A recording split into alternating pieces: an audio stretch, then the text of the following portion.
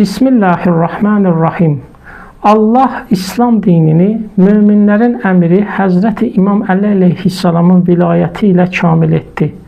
Quran-ı Kərim bu barədə belə buyurur: "Əl-yevm əkmaltu lakum dinakum və etmamtu aleykum ni'meti." Bugün dininizi sizin üçün kamilləşdirdim, sizə öz nemətimi tamamladım. Və bu gündə, yəni Qədrxum günündə möminlərin əmri Həzrəti Əli əleyhissalam Allahın əmri ilə həm dini və həm də siyasi hakimiyyətə gəldiyi gündür. Həzrəti İmam Baqir əleyhissalam bu ayənin təfsiri barəsində belə buyurur: "Və kana kamaluddin bi vilayəti Ali ibn Əbi Talib əleyhissalam."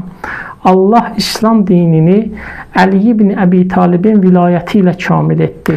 Həzrəti İmam Rıza əleyhissalam bu ayənin təfsiri barəsində də belə buyurur: Qədirxum günü möminlərin əmirinin vilayətini qəbul edən möminlər Həzrəti Adəmə səcdə edən mələklər kimidirlər. Və Qədirxum günü möminlərin əmirinin vilayətini qəbul etməyənlər şeytan kimidir. Allaha and verirəm öz böyüklüyünə, bizi möminlərin əmirinin vilayətindən ayrı salmasın.